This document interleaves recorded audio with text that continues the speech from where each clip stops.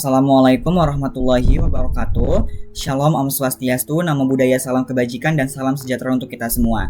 Perkenalkan, nama saya Gozia Berputranto dari kelompok 16, shift 1, tutorial penelitian operasional 2. Pada kesempatan kali ini, saya akan membahas dan juga menyelesaikan permasalahan terkait dengan topik analisis Markov dan game teori dengan menggunakan dua software yaitu POMQM dan juga RStudio, yang dimana permasalahannya ini adalah sebagai berikut. Nah, pada soal yang pertama, di kota Surabaya, masyarakat banyak menggunakan dua layanan e-wallet yaitu OVO dan juga Dana. Pada tahun awal pengamatan, 55% pengguna itu menggunakan OVO dan 45%-nya itu menggunakan e-wallet Dana. Data menunjukkan bahwa pada tahun berikutnya, 82% pengguna OVO itu tetap menggunakan e-wallet OVO, sedangkan 18%-nya itu berpindah ke e-wallet Dana. Sementara itu, 76% pengguna Dananya itu tetap setia menggunakan si e-wallet Dana, dan sisanya itu beralih ke e-wallet OVO sebesar 24%. Dengan asumsi jumlah total pengguna e-wallet di kota tersebut tetap, tentukan proporsi pengguna masing-masing layanan selama 3 tahun ke depan menggunakan analisis Markov, serta tentukan proporsi steady state dan interpretasinya. Nah, di sini langkah pertama kita akan menggunakan atau menyelesaikan dengan software POMQM terlebih dahulu.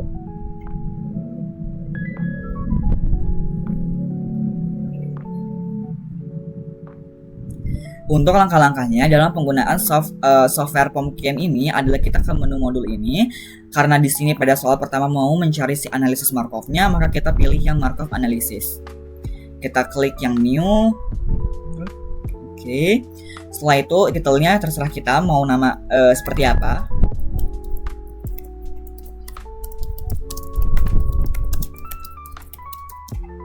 Setelah itu number of states-nya, karena pada persoalan pertama itu hanya ada dua layanan yaitu e-wallet OVO dan juga Dana, maka di sini duanya itu tidak perlu diubah lagi. Kita bisa langsung klik OK. Nah, di sini ada number of transition nih. Number of transition karena pada persoalan tersebut itu kita mau mencari tahu proporsi masing-masing si layanannya selama 3 tahun ke depan, maka kita pilih number of transition-nya adalah dengan angka 3. Lalu di sini kita sesuaikan yaitu ada OVO dan juga Dana. Oke. Nah, inisialnya atau pada tahun awal pengamatannya itu untuk si e-wallet OVO-nya itu adalah sebesar 55% atau dalam desimal adalah 0,55, dan berarti sisanya untuk e-wallet Dananya itu adalah 45% atau 0,45. Oke. Nah, di sini pada tahun berikutnya dari e-wallet OVO ke e-wallet OVO tetap setia itu adalah sebesar 82% atau 0,82. Dan sisanya dari e-wallet OVO berpindah ke e-wallet Dana, berarti sisanya 18% atau 0,18. Kalau untuk Dana, kalau yang tetap setia ke e-wallet Dana itu adalah sebesar 76% atau 0,76. Dan berarti kalau untuk dari e-wallet Dana yang berpindah ke e-wallet OVO-nya sisanya adalah 24% atau 0,24. Nah, di sini karena masih ada bilangan yang bulat, kita bisa sesuaikan dengan tambahkan titik atau koma di depan si angka tersebut.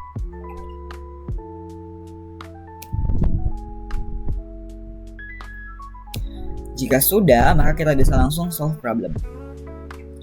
Oke, nah di sini didapatkan hasil bahwa ada ending probability-nya karena pada tahun awalnya kalau dari e-wallet OVO-nya itu adalah sebesar 55% dan di sini untuk ending probability-nya selama 3 tahun itu adalah 0,56 atau 57%. 57 berarti kalau dalam persen adalah 57% yang berarti itu naik nih dari tahun awalnya ke tahun ketiganya. Kalau untuk ending probability dari e-wallet Dananya adalah sebesar 0,43. Berarti kalau pada tahun awalnya Dana itu adalah sebesar 45 dan pada ending probability-nya selama 3 tahunnya berubah menjadi 0,43 atau 43% yang menandakan penurunan. Oleh karena itu di sini pengguna itu tetap akan memilih dari e-wallet OVO karena di sini ada steady state probability-nya yang paling besar di antara kedua e-wallet itu adalah e-wallet OVO sebesar 0,57 atau dalam persennya adalah 57%. Sedangkan e-wallet Dana adalah 43 atau 43% atau 0,43. Langkah selanjutnya kita bisa menggunakan software RStudio untuk persoalan yang pertama. Langkah-langkah dalam penggunaan RStudio, kita di sini ketikkan menu file terlebih dahulu, lalu kita klik new project. Kita tunggu.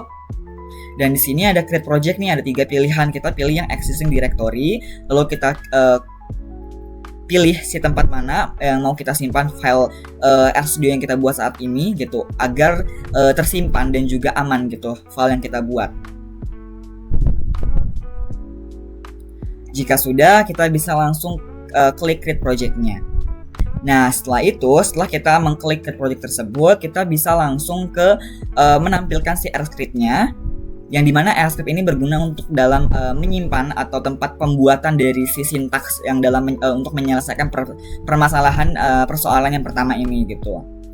Kita bisa langsung buat sintaksnya.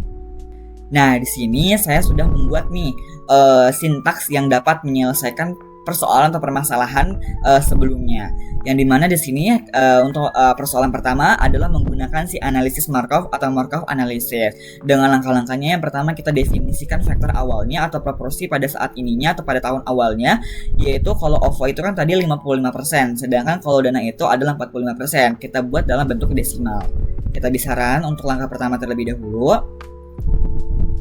Lalu yang kedua, langkah kedua adalah definisikan si matriks transisinya. Di sini kita bentukkan dalam matriks gitu. Di sini yang pada baris pertama itu menunjukkan si e-wallet OVO dan baris keduanya adalah e-wallet dana.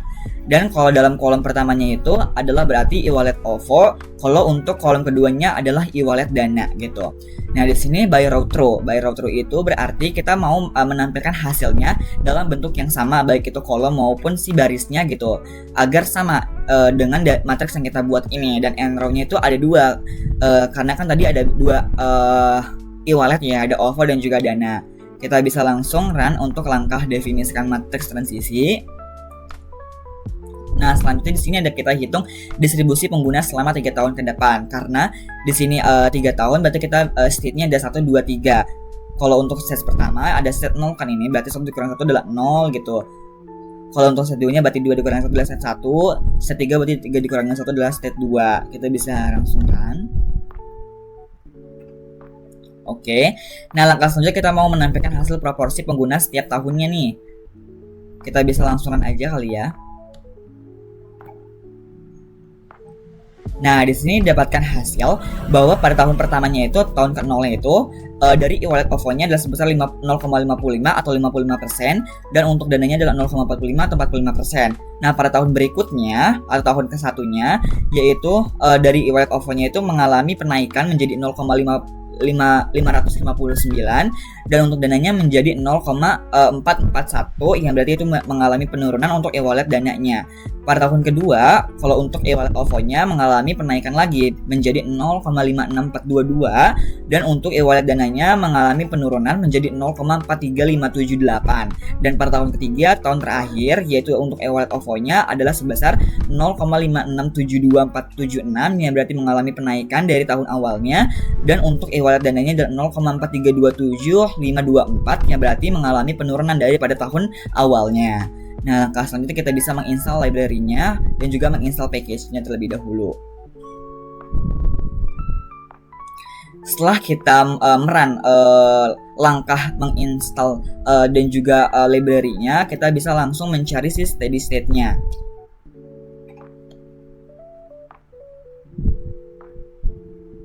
Nah, di sini dapatkan hasil bahwa untuk steady state e-wallet OVO-nya itu adalah sebesar 0,5714286, dan e-wallet dananya 0,42855714. Yang berarti pengguna ini sebagian besar itu tetap memilih si e-wallet OVO-nya karena memiliki steady state atau jangka panjang yang lebih baik daripada e-wallet dana.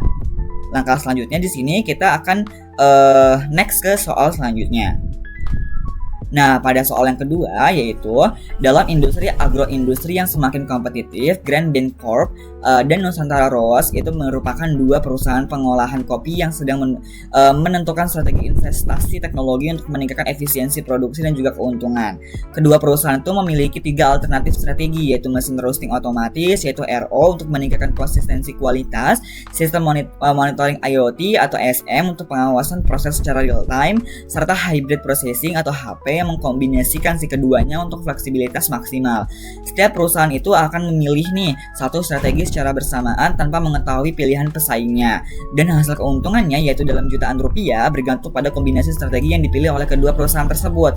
Berdasarkan kondisi tersebut, buatlah tabel payoff yang merepresentasikan keuntungan masing-masing perusahaan, kemudian tentukan strategi optimalnya yang dapat dipilih menggunakan pendekatan teori permainan atau game teori seperti maximin, minimax atau keseimbangan NAS. Nah, di sini ada tabelnya. di sini ada RO sebagai strategi pertama, SM sebagai strategi kedua, dan HP sebagai strategi ketiga. Dengan angka-angkanya yaitu adalah sebagai berikut. Nah, di sini kita dapat menyelesaikan persoalan untuk soal yang keduanya ini dengan menggunakan pertama software pembuktian terlebih dahulu. Nah, apabila kita mau next nih ke soal selanjutnya, kita bisa step terlebih dahulu untuk si analisis Markov-nya.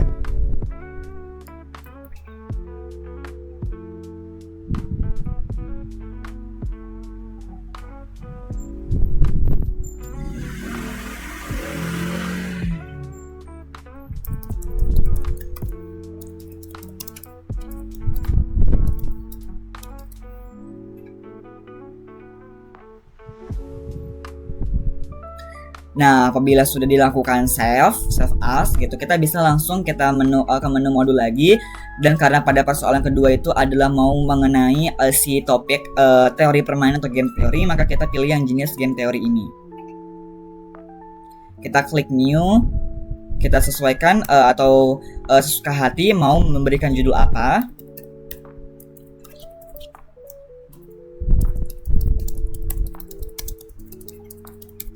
Setelah itu number of row strategisnya atau untuk barisnya itu ada sebesar 3. Dan untuk number of column-nya atau kolomnya itu adalah 3 juga. Lalu setelah itu di sini sebelumnya 3 itu kenapa sih? Karena kan pada soal sebelumnya atau itu ada 3 kan, ada 3 strategi, baik itu kolom maupun si barisnya yaitu RO, SM dan juga HP. Kita bisa langsung klik OK. Nah, di sini kita sesuaikan penamaannya. Di sini misalkan strategi pertama aja kali ya. Atau RO aja deh.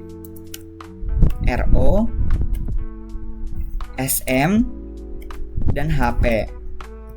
Atasnya juga berarti RO, SM, dan HP.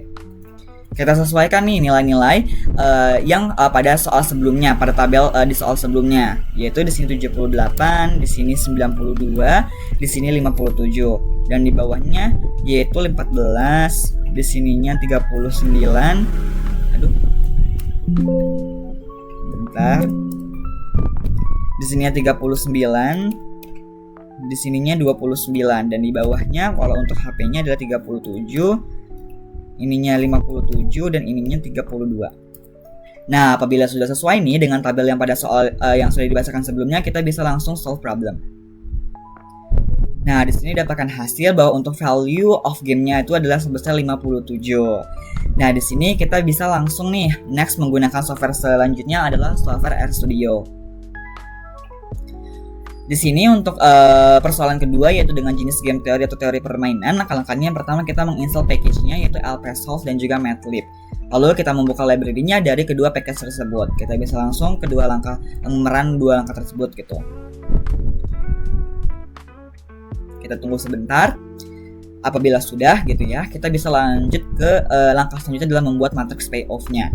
Di sini kita buat dalam bentuk matriks yang sesuai dengan pada di soal sebelumnya ataupun di POM QM-nya. Di sini 78, 92, 57 pada baris pertama, pada baris kedua 29, 39 dan juga 14, dan pada baris ketiga 37, 57 dan juga 32. Dengan end row-nya ada 3 karena di sini kan ada 3 strategi barisnya, yaitu ada RO atau strategi pertama, SM strategi kedua, dan HP strategi ketiga. By row through-nya agar memberikan hasil yang matriks yang sesuai, baik itu dari bentuknya, kolom dan juga baris itu sesuai dengan yang kita input gitu. Di sini kita bisa langsung meran si langkah membuat matriks payoff-nya. Nah, di sini sudah memberikan hasil yang serupa ya dengan yang kita masukkan atau kita input. Lalu kita next ke langkah selanjutnya adalah strategi permainan A atau strategi untuk si perusahaan si Green Bean Corp gitu ya. Di sini ada langkah pertamanya adalah mencari nilai minimum dari setiap matriksnya, dan juga di sini kita mau menentukan nih nilai maksimalnya di setiap barisnya. Kita bisa langsung run untuk kedua langkah tersebut karena satu kesatuan. Nah, di sini dari untuk kan dari setiap matriksnya itu ada dari barisnya ada 57, 14 dan juga 32, dan kita mau menentukan si maksimalnya yaitu berarti 57. Lanjut strategi permain B atau yang si Nusantara Rows, itu kita mau mencari nilai minimum dari setiap kolomnya. Dan juga di sini kita mau mencari nih, menentukan nilai minimalnya dari si setiap kolomnya. Kita bisa langsung run strategi pemain B atau Nusantara si rows-nya. Nah, di sini kalau untuk si setiap kolomnya itu ada 78, 92 sama 57 dan kita mau mencari nilai minimalnya yaitu 57. Lalu kita mau mencari nih saddle point-nya atau nilai jangka panjangnya. Nah, di sini ada ketentuannya yaitu apabila si maksiminnya itu sama dengan minimax, maka akan memberikan hasil saddle point itu ditemukan dengan nilai berikut. Si maksiminnya. Lalu kalau misalkan tidak sesuai maksimin tidak sama dengan minimax, maka tidak ada saddle point. Kita bisa langsung run untuk langkah mencari saddle point dari persoalan yang kedua. Nah, di sini karena memenuhi syarat dari maksimal sama dengan minimax, maka di sini hasil saddle point atau nilai jangka panjang yang ditemukannya adalah sebesar nilainya ada 57. Nah, tadi kan ada software PumpKitCamp dan juga RStudio. Kita lihat bahwa dari kedua software itu memberikan hasil yang serupa gitu. Berarti ini sudah akurat nilainya.